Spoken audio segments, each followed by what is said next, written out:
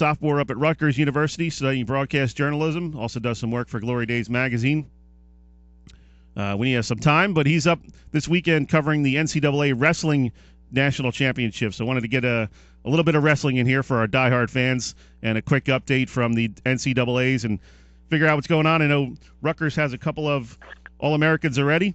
Good morning, Nick. How are you, buddy? Hey, Dave. What's going on? Nothing, man. Where you at? You on the train heading in? Not yet.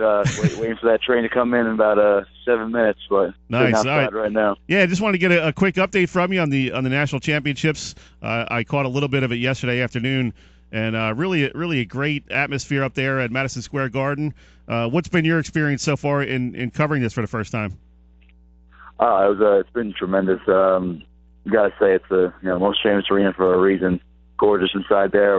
We got set up pretty nice on the Chase Bridge, full view of the arena floor, and so far I've done a good job with the 4 broadcasts we've done on the day and night sessions the past 2 days for WRSU up here, and tell you what, it's been great, and being able to cover all the Rutgers wrestlers up here and clinching 2 All-Americans last night, a pretty neat experience to say the least.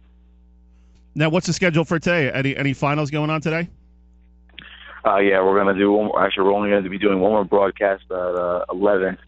We're going to be covering Anthony Ashnall and Anthony Parati. Ashnall can still wrestle back as high as 3rd, and Parati is going for 7th in this first session. And that'll be it for us broadcasting, but then the finals will be taking place at 8 p.m. tonight, and obviously we're going to be sticking around for that, as there are going to be some marquee matchups like the heavyweight spot, Kyle Snyder of Ohio State and Nick Ledowski of NC State, and then the 197 match, Jadaean Cox of Missouri and Morgan McIntosh of Penn State. So those are the 2 marquee finals to end the night.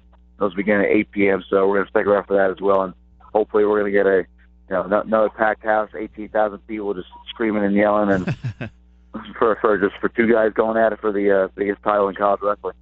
How does the NCAAs compare to the New Jersey State Championships at Boardwalk Hall? I'll tell you what, I mean, there is some comparison to the magnitude of it. Obviously, NCAAs being on a totally different level, considering it's for the entire country, and these are the best wrestlers in the country as well, at the highest level of college wrestling. But you can make the comparison to states as well. The 8 mats on the floor, the big arena, the huge atmosphere. Some guys making the tournament for the first time. Sometimes you guys could get the deer in the headlights look, or they embrace the moment. They go out there and really shine and perform. And there's obviously plenty of upsets. I believe at the 141-pound weight class, there was a 14th seed Bryce Meredith from Wyoming taking on the number 1 seed Dean Heil, who actually did defeat Ashall in the semifinals last night. But just goes to show you that these guys who are seeded double digits can still make a run at the finals.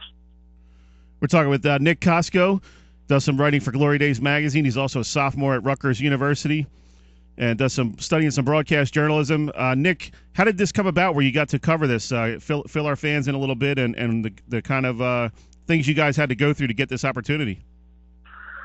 Well, we started in the beginning of the year. Radio station actually never covered Rutgers wrestling before, and I actually brought it up in the beginning of the year trying to make it happen. And, now that we were able to cover a couple dual meets, and then I just kept pushing because if Rutgers gets enough qualifiers for the national tournament, I said, we should keep pushing for it. It's right here in our backyard, right at MSG, only a short train ride away. So I kept pushing for it, and our sports director, Dylan Mazinski, was able to make it happen, getting the contacts of the SIDs and just through Rutgers and MSG able to set up for us. And obviously we're student-run radio, so no extra payment involved to broadcast. We broadcast just to cover the team. We don't get paid. We do this all for ourselves, for the experience, and really panned out. And then obviously well worth it for the 3 days of coverage. Despite getting about 4 or 5 hours of sleep every night. You're having to wake up at 6 a.m., get back on the train, and do it all again for 3 days in a row. It's been quite the experience, and I would so do it all again. And next year, we're already on track to be able to cover the national tournament next year. So it's out in St. Louis, so a bit of a longer road trip out in St. Louis next year. So we'll see how it goes, but we're already on track to cover it next year as well. Well, you got your first lesson in journalism that you got to fight for what you want to write about and broadcast about. Yeah, sometimes absolutely. you got to go into the boss's office and say, "Hey, we need this." There's interest in this, so Definitely a really cool thing. How about this Jordan family? I was watching that yesterday a little bit. I guess cousins were going at it.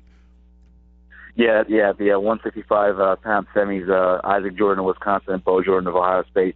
They actually faced off in the Big Ten championship finals, which Isaac Jordan of Wisconsin managed to win. Isaac kind of has the upper hand on his cousin Bo, but they're both, the 2 and 3 seeds, very talented wrestlers.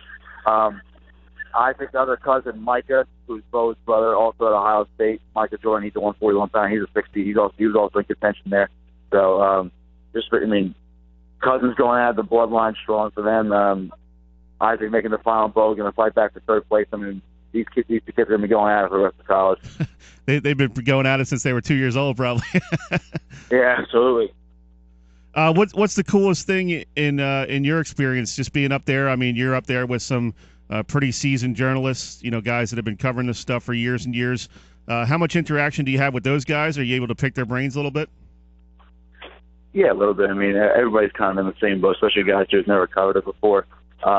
Actually saw our buddy Bill Evans from NJ.com. He's up there sitting right next to us on press row, so I thought that was pretty interesting. And then obviously you see these other guys from there's actually other actual radio stations that cover some of the other wrestling teams full time, like Iowa has a radio station that's covering it, and obviously Penn State as well. Then it's actually pretty cool to see where the ESPN guys are set up who broadcast it on TV.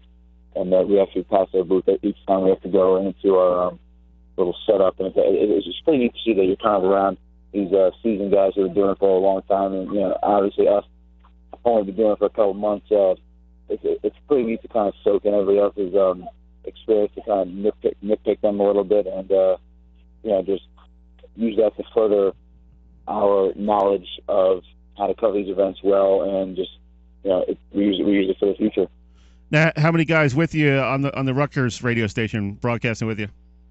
Me and my buddy Mike Antashevitz were the 2. We did it on Thursday, and then our sports director Bill Mazinski joined us on Friday, and all 3 of us are going to be going at it today as well.